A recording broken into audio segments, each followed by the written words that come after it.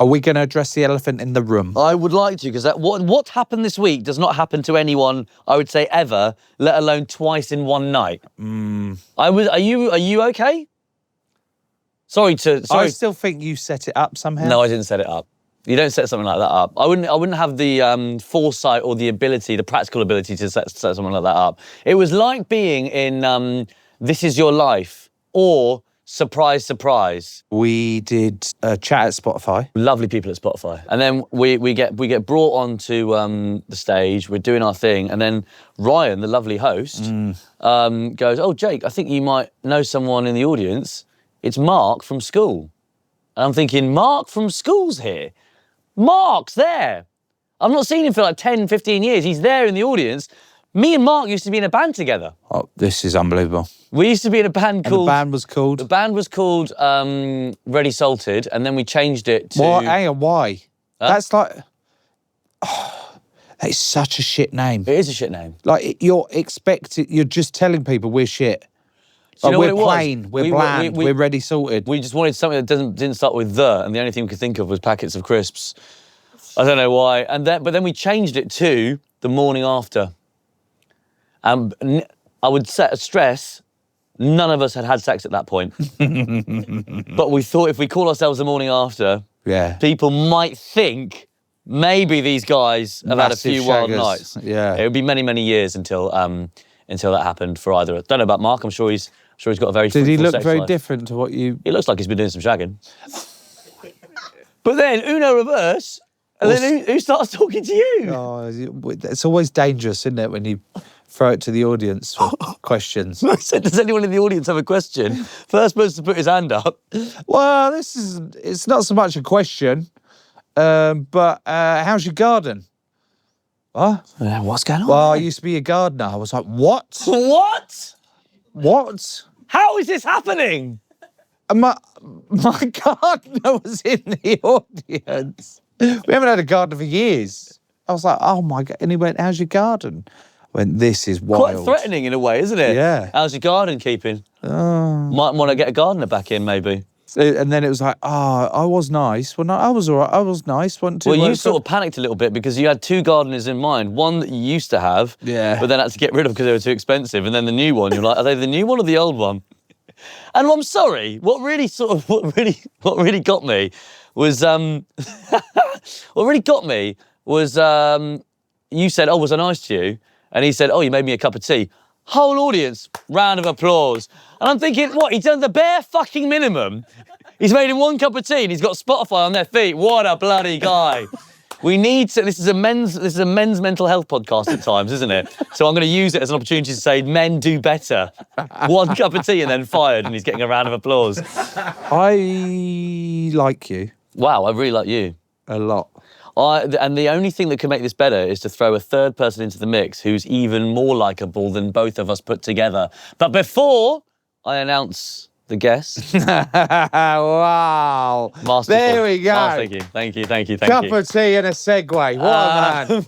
What a man. What do we want people to do right now before we reveal the guest? What do we want? Well, appreciate the chant, but what do we want? When do we want it? Definitely now. That bit I can answer now. Okay, fair enough. Well, we'd love you to follow the podcast on whatever platform you listen on and subscribe on YouTube so you never miss an episode. Yes, that's absolutely right. Did I do it? You did it. And in case anyone Why did I have to do that? In case anyone was confused, we want you to follow it. You can follow it, but it might be hard to. plow a podcast. Unbelievable. That's naughty, isn't it? Tell the people who we've got. Okay, so I'd like to give some clues. He has built an entire world of characters, satire, comedy. He's BAFTA nominated. He is an internet sensation. Yeah. He's got a bit musically gifted as well. Yeah, decent voice. Also, your favourite phrase, eyebrows? It is the multi-talented Munya Chawawa. Now, how well do you know Munya? I never met him. Never met him? No. Oh, right. Is he good? Is he a good egg? Great egg. We only book good eggs, don't we? We book good eggs, yeah. I'm excited about it. I mean, he's got a new wrestling documentary out. Ah, yes. And I know that you are a massive wrestling fan. Have you ever actually done any, though? Wrestling? Yeah, I was the Scrum Lord. In Clash of the Comics? Clash of the Comics. Wow, how did it feel? Yeah, really good. Really? Yeah, What was your really walk-on music? Don't know. It was all a blur, mate. It was like winning my first cap for England. Like, that's how special it was to me. Wow. I grew up wanting to be a wrestler. I used to wrestle on the triangle at the top of my road, the With grassy who? triangle. Who's taking you on at that age? My best mate, Matt, we used to just wrestle up there, me and him. Anyone ever get quite hurt? Yeah, I made him cry once because I did the Walls of Jericho on him. What are the Walls of Jericho? What? What are the Walls of Jericho? Come here.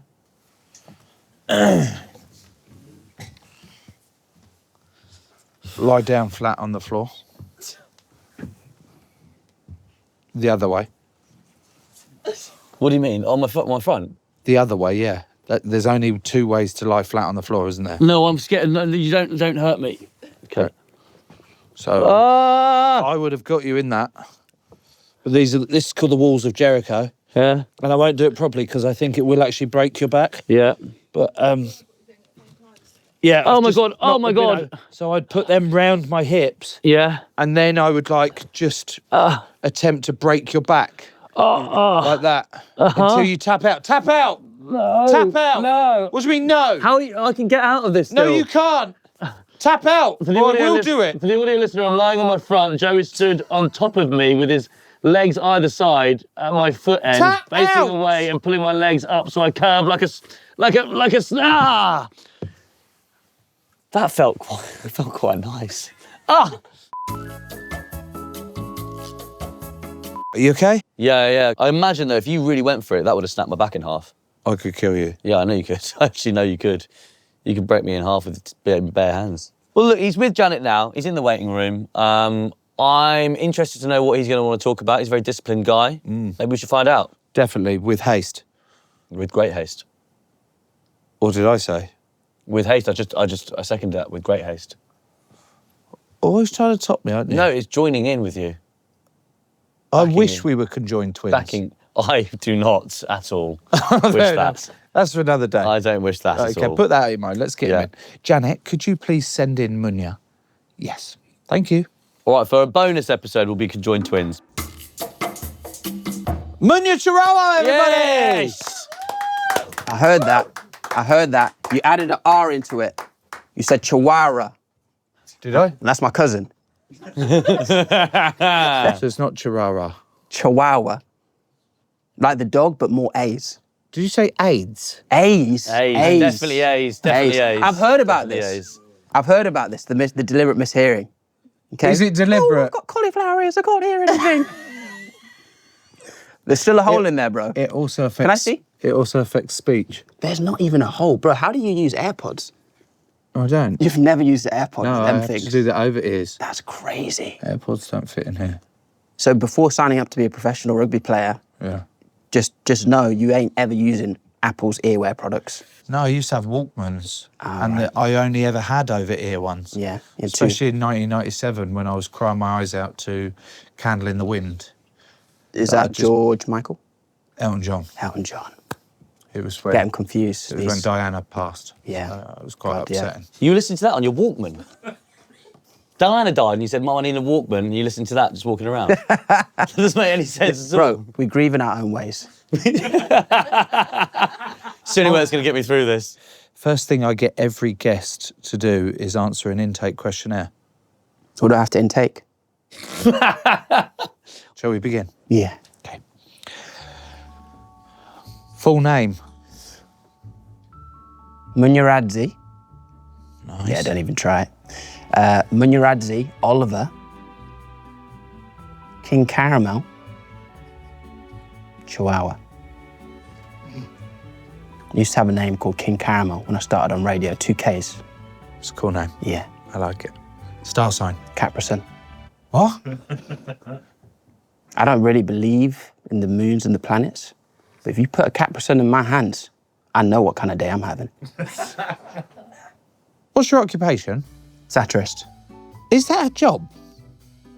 Well, you've made it. You want me to put that as your occupation? What are you thinking to put? Like, entertainer, actor, comedian, TV presenter. TV presenter, documentary maker, All right. You know what? Polymath. polymath. You are the polymath of entertainment. Thank you, brother. Yeah. I'm gonna put that on LinkedIn after this.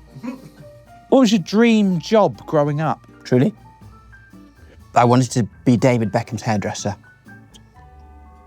Year 7 in Zimbabwe, that is what I put down. Wow. I wanted to be David Beckham's What hairdresser. era of haircut was he in at that point? This was when he had the cornrows. Wow. Yeah, Wow. Black David. We do not talk about that enough, actually, genuinely. David Beckham had cornrows for a long time. Because here's the thing. Remember, I didn't have internet back then. Yeah. So all I'm hearing is there's an amazing player called David Beckham. He likes someone called Spice, and he's got cornrows. I'm like, the dude's black. So were your career ambitions went from David Beckham's hairdresser to comedian, or were there stages in between? I never wanted to be a comedian. Really? I just came out of lockdown, and I was on the last leg, and I was being introduced as a comedian. And I was thinking, what the hell do I do here? Is that how it felt? You weren't thinking like I'm a comedian, and then suddenly this is where you're being taken on to all these different TV shows as a comedian. I made videos that Comedy happened videos? to comedy videos. This is true, but satire and social commentary. I came out of lockdown, and everyone went, "He's the comedian." Taskmaster, Last Leg, Have I Got News for You? 8 out of 10 Casters Countdown, Celeb Bake Off. I don't know what I didn't know what I was doing. Wow. And I just had to wing the whole thing. You've done a great job at it. Thank you, brother. You're doing a good job at it too, Joe. I just want to be a psychiatrist. Really. And I did want to do that too. Yeah. Yeah. Oh, really? I studied psychology at university. Interesting. Yeah. And my dissertation was unconscious biases towards people with autism. So however you want to riff with that.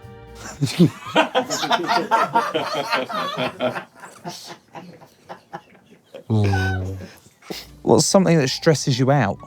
When people say fair enough, because so often it isn't fair. I think I use fair enough quite a lot. That's going to be a problem. Because fair enough is the equivalent of a low to medium powered hand dryer. It doesn't do anything. It just makes it worse. What do you think, Jake? I couldn't agree more. It's a cop-out. It's a I complete use it all cop-out. the time. Why are you only bringing that up as an issue now? I'm a little bit scared of you. What? I'm a little bit scared of you. That is wild. Munya Yeah. has given me a lot of confidence, I would say. Yeah. The moment you walked in the door, I thought, do you know what? I've got a new lease of life now. That's I'm right, going to stand up brother. to We're you. starting the Brown Panthers right here.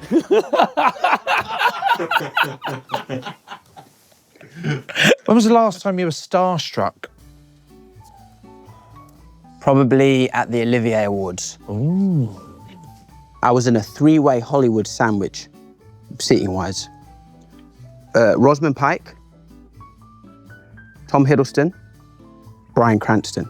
Wow. Surrounded, triple threat, fatal 4-way. Yeah, that was crazy. And where was this award? Royal Albert Hall. Fancy. Yeah. Fancy. And then a week later, I delivered a letter there as part of an event.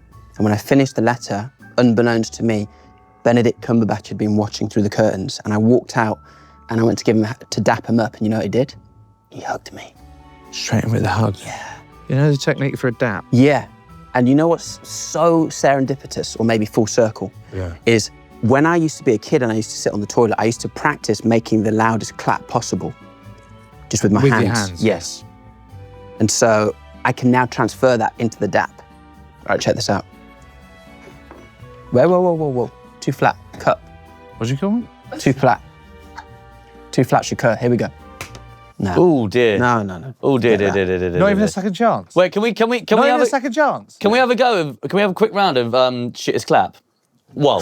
Yeah? Just Not even a second chance. Well, fair enough. Okay, so shit clap, good clap. I'm Yeah. gonna go first. I used to play that at uni. Good clap. Joe, you're up. Shit clap. What? Mate, that is not a If shit I hear clap. that at the end of the show, I'm ending it all. Munya? I already know this is going to bang. Ready? The power of 1,000 Fire! ancestors. There's your Pete Wicks clip. I'm off.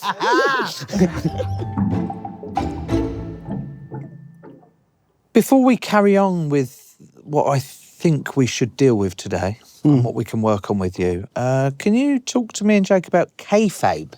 Kayfabe is incredibly layered because it is the entire premise on which wrestling works, okay? I grew up, I loved wrestling. I loved the stories. You know, when The Undertaker got buried by Kane, I believed my man was gone. Yeah. I was mourning. You can't bury your own brother. You can't. No, that's cruel. I was mourning there in year 7. I saw people thrown off buildings, set on fire, and I believed it all, right?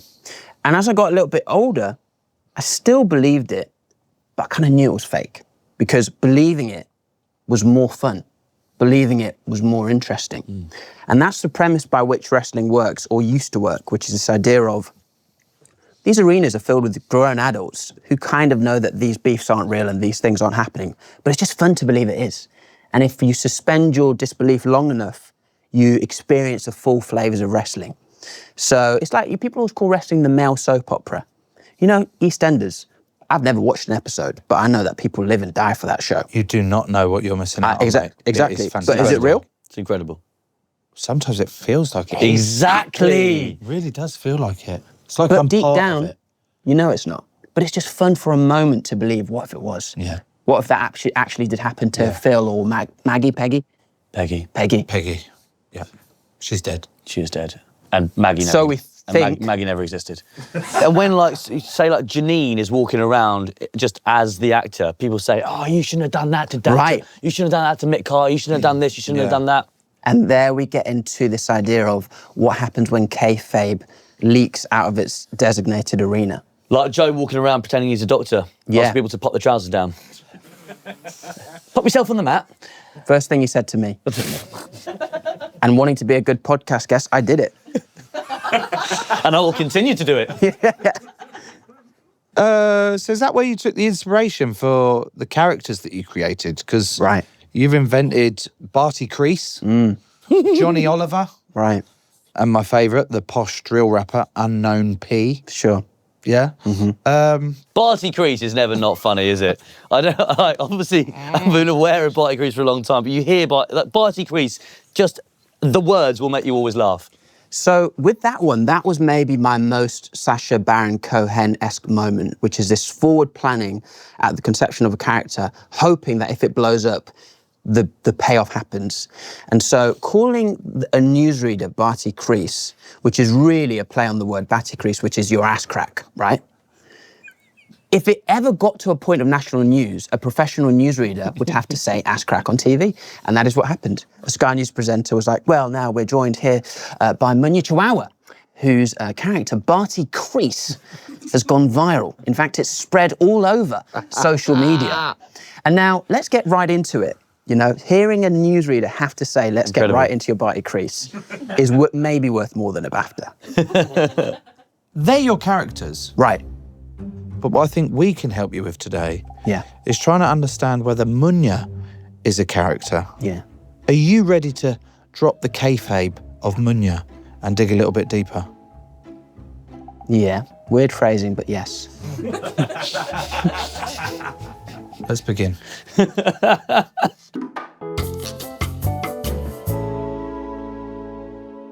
Munya, first question to you. Yeah.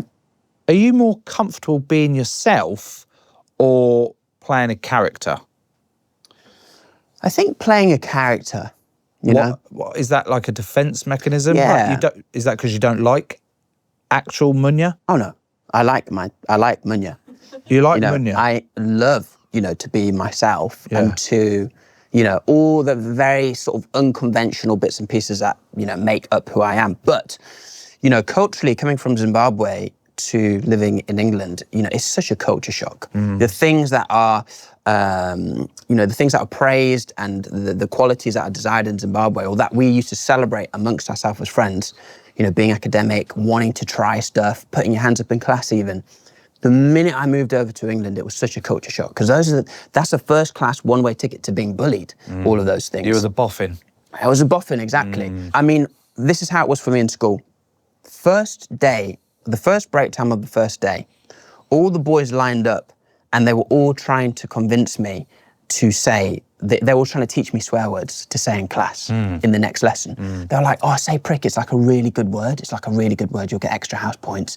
Yeah, say this, say that. Thing is, my mum's from Derby, you know what I mean? So I knew all of those words anyway, just from how she talks to me. So that didn't work, but it was just like this desire instantly to get me in trouble. And so I didn't play characters in school, but my reasoning with myself would be, when I then went into comedy, doing these characters was a chance to be people whom, if you didn't like, you could be like, well, that's fine, because it's not my real personality, you know? But ultimately, they are projections of myself. Who gets to see the real Munya then? My very close friends. If someone is my good friend, it's like you're my brother, you know, or my sister. So you just get unfiltered me, because I feel safe. Like, I don't feel like people are gonna judge me. I remember this one it's a very weird story, but you know when things happen as you're a kid and they really stick with you. I had a friend come over for a sleepover, and in the mornings, what me and my sisters used to do is, there was this drink called Mazoe, which is basically like Robinson's orange squash. And for whatever reason, we loved to put a bit in the cup and then fill it with hot water, so it was like a hot orange drink. And I remember in the morning, we woke up from a sleepover and we were like, Callum, have some of this hot Mazoe. And he drank it. And then he went to school the next day, and he basically told everyone, he was like, they're so weird in their family, like they drink this hot Mazoe drink. And I remember all the kids were like, yo, is it true that it's so embarrassing, it's so weird. And I remember just being like, never show someone your true self. Never show them like your weird idiosyncrasies or whatever. And as much as I try and move away from that, I think somewhere deep down in the brain matter, that experience is still there as like a red flag, as a warning alarm bell. Never ever show your true self, your true shades. I'm with you on that. You know? I use that completely. Really? Used it in rugby a lot and then continue, because you're scared that if you put your complete self out there, because you're always guaranteed to get love or hate either way. It doesn't matter. Everyone has got an opinion. But if you put your real self out there, you go, oh, they're actually judging me based on who I... Yeah. So it's just versions of yourself that you can tolerate by putting out there. Because what do you do if someone dislikes, or worse still, loathes the very fabric of who you are? You're finished, because you're always that is like an anchor to wherever you swim back out to, you're always gonna find yourself back in that place. So I would say that the healthiest thing probably is to reach a point where you're oblivious to that anyway, and you've got the true self-acceptance of, this is what I am. But I know I'm not there yet. But I'm just trying to work towards that. You know, that's my side quest. That's my big mission in life. What about wrestling? Were you a big fan of that growing up? Wrestling was my life. Yeah. Wrestling, how many like coffee tables did I break practicing the moves of my sister? Suplexes, moonsaults, you name it. It was, as a kid, it's like theatre. It's like theatre with all the stuff that you want as kind of like, you know, when you're going through the rough and tumble phase of like being like a young boy and wanting to fight and play fight. It was like watching that with these real life superheroes, because they were massive.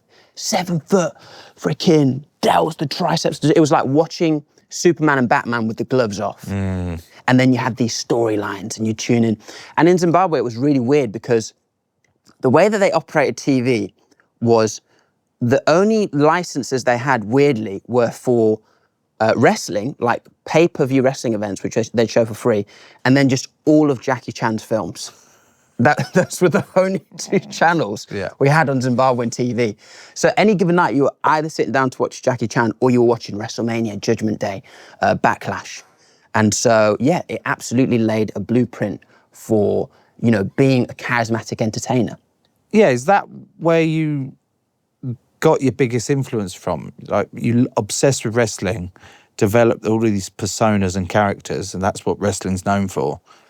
You've now done the same since. Yeah, right. I can't believe that you didn't want to grow. You grew up not wanting to be a comedian or anything like that, and it was out of lockdown. You were like, oh, all of a sudden I've found this.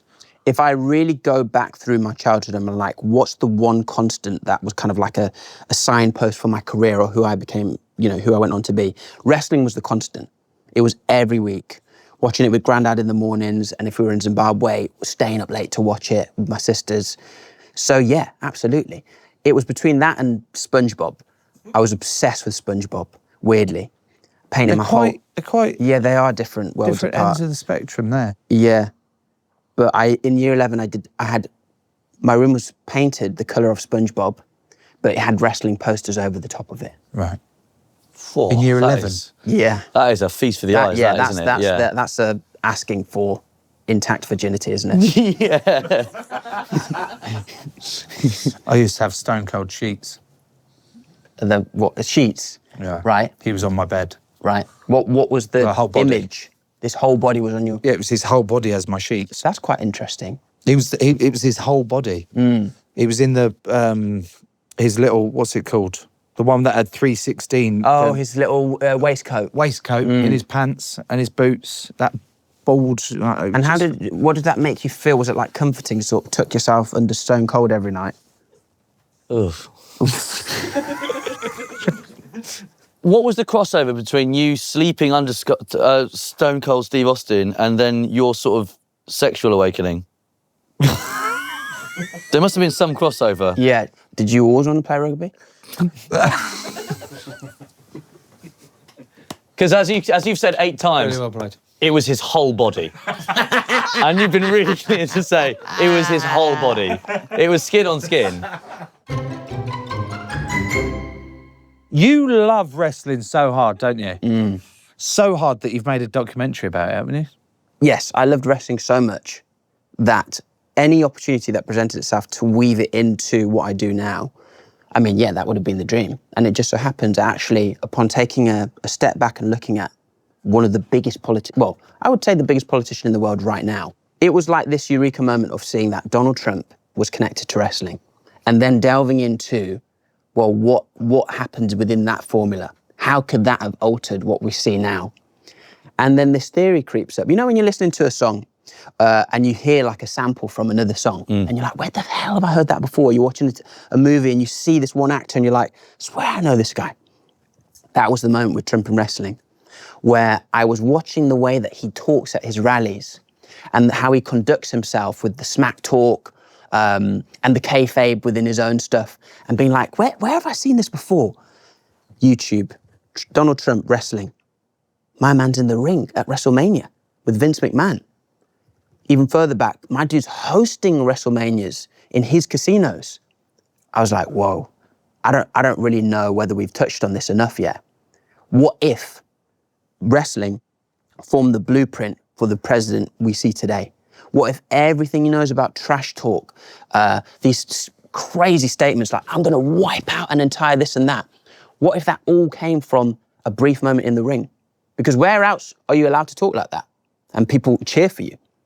You go in the ring and you say, I'm gonna cave my opponent's skull in. You know, you're looking down the barrel of a loaded gun. I'm gonna wipe you out. You're like, yeah, you love that. That is wrestling. You can do that as the hero. And that would have been, I think, the first time that Trump could have done that in the ring and it not have affected his credibility, but rather enhanced his popularity because he was doing the dance of wrestling. So you think he like honed his craft for the presidency and the characteristics he shows now in wrestling? Okay. Yes, I do. That's the theory. And that's the theory which we elongate and explore across the documentary. Because here's what you've got to remember. Donald Trump, he's a super successful entrepreneur. You know, he knows how to talk the talk, but it's all within the confines of these sort of long form sit down interviews. Very nice, very charming. You know, you maintain an element of kind of decorum. Then Vince McMahon is sort of like his adjacent in terms of status and money. And he's like, look, we should team up, you know? We're both on Forbes, we're both making money. Let's do this crossover of the century, right? And so they organize this match where they're going to allocate a wrestler each and the loser gets their head shaven. So either Vince or Donald Trump. And so during this, you do the promos, you cut the promos. This is where the gloves are off, you can say whatever shit you want, right?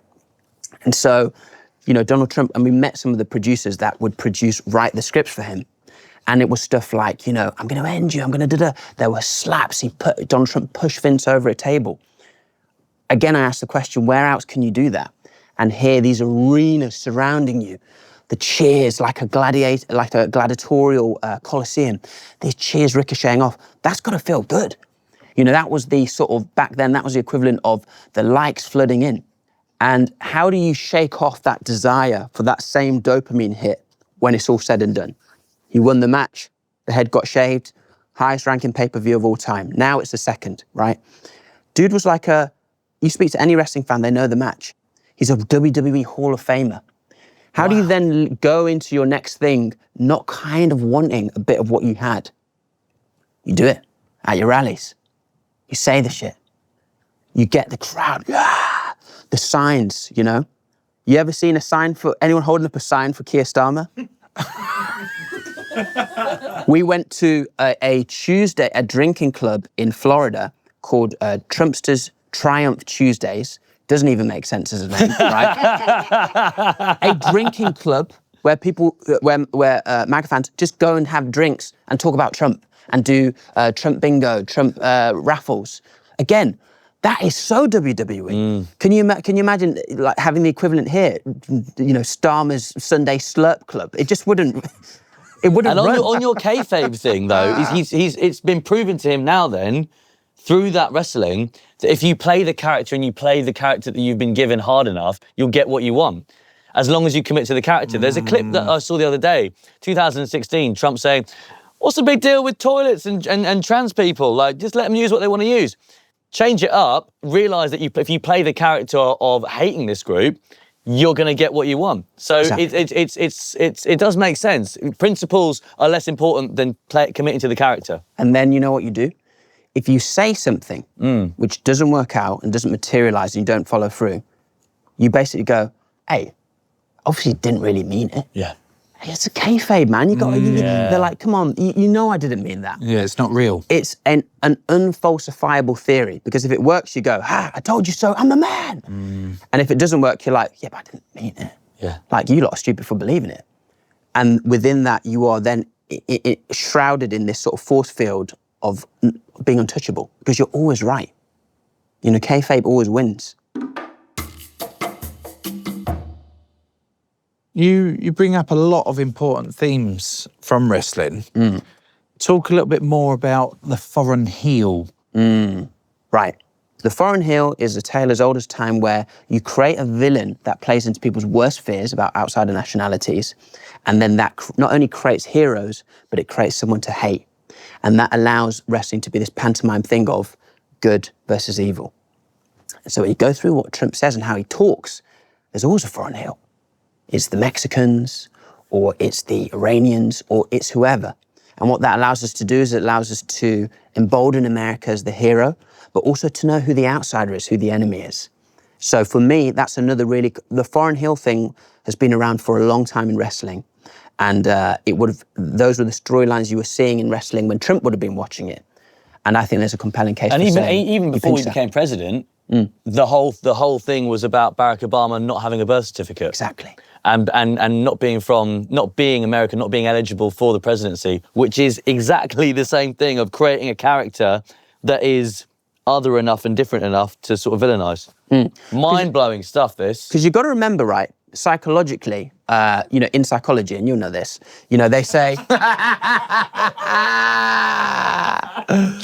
Well played. Really well played. Thank you. As human beings, we're always inclined by our very DNA to create out-groups. We have an in-group and have an out-group. A kinship between people we feel similar to, and then outsiders. Unfortunately, that's kind of how we're wired as human beings, and that's why we'll always create out-groups, unless we work very consciously against that. So the foreign heel device is very smart, because it takes a natural psychology we have and then full throttles it, pumps all of our worst instincts into that dynamic of in-group, out-group. And so it feels very natural. When you ask people to hate the Arab-American Muhammad Hassan character, or the Iron Sheik, or Yokozuna, or I think it was called Vladimir the Destroyer, that was another one they had. People are going to do that anyway. Those fans are already going to have that seed within them, and wrestling just amplifies it to the maximum. It's turning up the volume on our worst impulses almost. Did it affect the way you look at wrestling? Like, you obviously spoken about how much you loved and adored wrestling, but digging that much deeper, drawing all the parallels between the outside world and the fake kayfabe world of wrestling. Do you now look at wrestling and go, fucking hell, this is dark. This isn't a good thing? That's a really good question, because, that it almost sounds like I am now sort of pointing the finger at all of us who enjoyed wrestling. But actually I'm not, because I fell for it too. I loved it. I loved cheering for the All-Americans. And you know, when Hulk Hogan would walk out, you know, the theme song, I am a real American. You know, I'd be singing along, Kurt Angle walking out. I really bought into Angle that. Was such a prick, mate. How did you ever like Kurt Angle? He was always a fucking helmet. I liked his neck. Oh, he had a thick old neck. Massive. But then when he had to shave his head, he just looked like a thumb. Yeah, right. Fucking mental. But, you know, I bought into it. And one thing we all remember about wrestling is, and this is the fundamental difference between wrestling and politics. Do you remember when you sit down to watch wrestling and they would always, every show would start with a message? Do you remember what it was?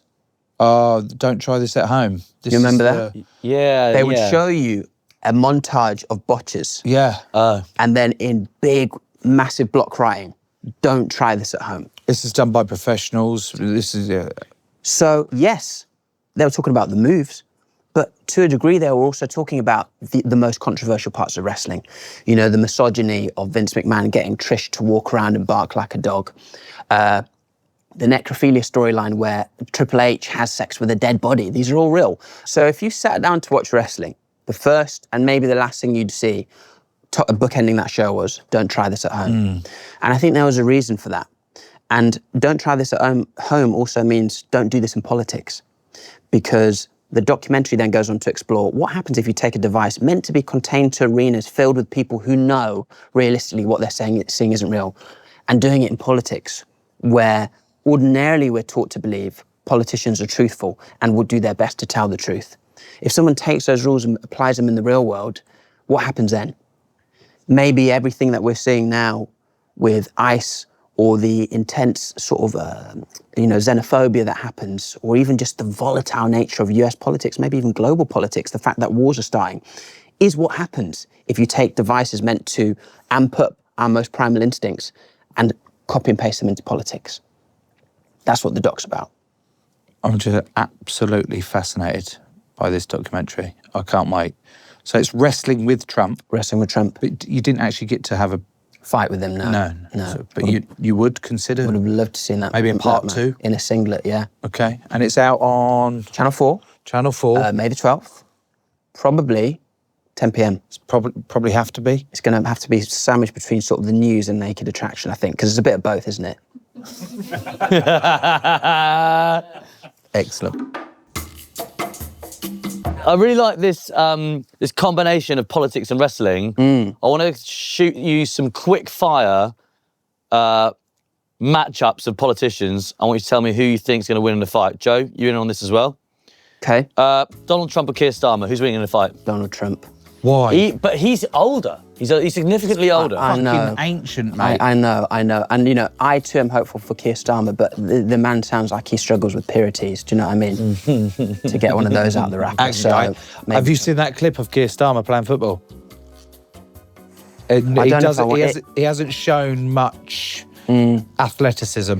Well, I remember when there was a picture of Matt Hancock playing football, looking up to head of the ball, and it sort of looked as though he was about to be like abducted by aliens. So I feel like as a politician, to make sure you never appear weak, never have a never have a picture of you playing football. No. Never. No. So you're picking Donald Trump in that one, are you? To win in a physical fight, yes. Keir Starmer would just be too nice, wouldn't he? Like, I think so. As in not... Oh, sorry. Good. Because if just remember, if Donald Trump lost, he'd just say he never lost. I actually pulverized him very badly, very brutally. Very good. I actually killed him multiple times. I killed him until he was dead. We didn't. He's there. He's stood next to you. Do you want to do your Trump impression, Jake? I know you've got one. It's fucking awful. Go on, do it. It's very bad. You've got a Trump impression. Nothing is going to go more viral than the two people of colour imitating Trump on this podcast. I had a good go. It's camper than I thought it was going to be. It's camper than I... It's quite like a Camp Wallace for Wallace and Gromit. He's doing the fucking... Yeah. I really had a good fight with Keir Starmer. Oh my God. I feel like that's... No, that ain't it. That's Joe, what's yours? Bruno Tonioli. Hey, I'm a fucking helmet. No, come on, give it some. He's a fucking... Squeeze your lips together as tight as you can. We're doing... Hello. Yeah, good. Now throw in the hand. Do like tiny T-Rex waves as you squeeze your lips together. Like this. Ooh. Yeah. It's fucking Yoda. Scared It's Yoda. T-Rex hands like this, and then squeeze your voice through your lips. Hello, guys. I'm a cunt. Lost it. I'll take it. King Charles or JD Vance? Is it a thumb war? Naughty. Really naughty. It's the only space in which he'd win, right? Otherwise, naughty. JD Vance looks like a asking biter. a question. It's a hefty fist. Yeah. I'll give him that. One final one, you or Joe? Me. I'm too fast. Too strong. Too nimble. I got the trash talk. Can you cut a promo? Can you cut a wrestling promo? Yeah. Go on then. Hey, you guys! That's your Trump impression. It's finally done it. Finally, the Duck has come back to the podcast. What is your name, son? Joe. It doesn't matter what your name is. The Duck is here for one reason and one reason only. And that is to tell you that for my millions and millions of fans listening at home, I have a documentary that's gonna rock you mentally. May the 12th, 1 hour on Channel 4. You gonna watch the documentary? Oh, what's the It doesn't documentary? matter if you're gonna watch the documentary. Look at that mustache. He belongs on the register, not a podcast. I'm standing up. If you smell what the Duck is cooking.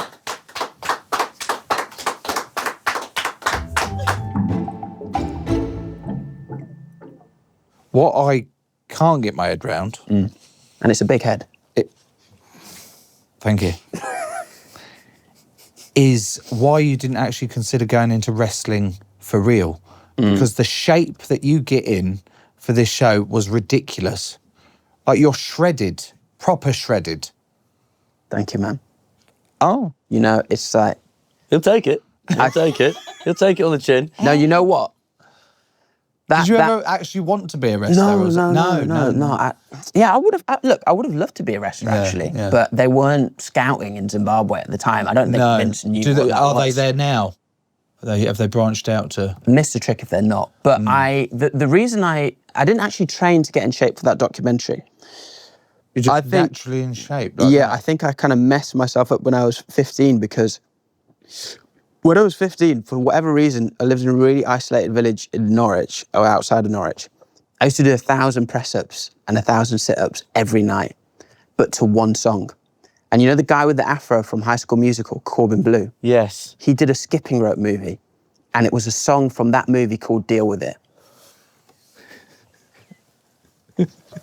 I shouldn't have said that. It's a safe space here. Is it? But we just do need moments to digest some of the stuff that comes out of our clients' mouths. And that's how you became... 1,000 because that's... I've just had a look at it. It's 3 minutes 36. The song. What do you mean? The song. Right. No, so it was on loop. It's on loop. Yeah. I'm just trying to work out how many times you're listening to that. You couldn't loop YouTube in the day. 1,000. So you're going... Back in the day. So you'd have to get up, mid-press up. That's your break. Yeah. Wheel it back. Start again. Yeah.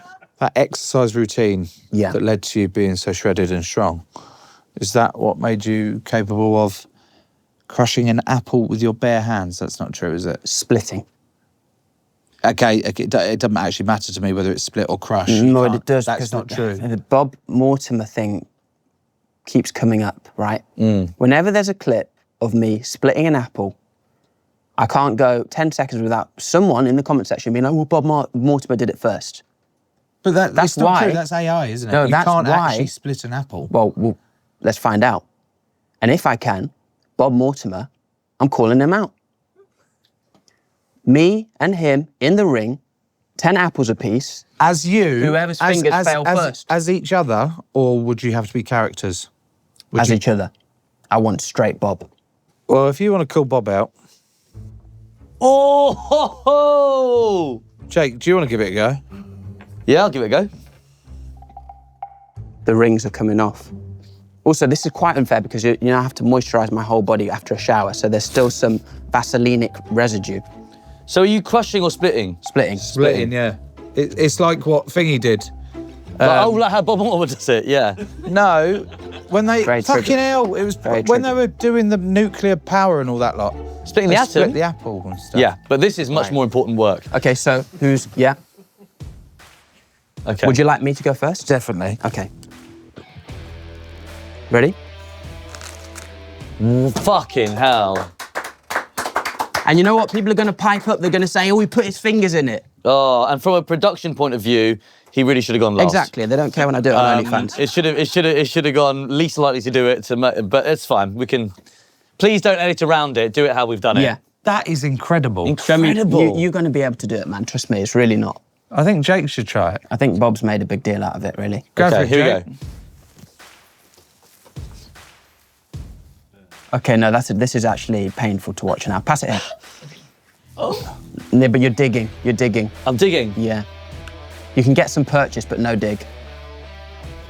Okay, just stop. Stop. I've made a dent. It's like you're trying to crush a squirrel's head. Don't do That that. was so humiliating. Show me your one, Joe. I think you did some pre. Fucking No, don't clap. He pre-dug. I did what? He didn't You pre-dig, he pre-dug. didn't pre-dig. You'd What do you mean already I- created a small opening, Where? which you then fully split. It doesn't come apart that easily. There's a fourth apple. There's a fourth apple in the drawer. There's a fourth apple in the drawer. Right, pass me yours one, Jake, because you're never going to split that, right? What? Now we split together. Oh, like breaking bread. Right. No, apples. Okay. You ready? 3, 2, 1. Oh!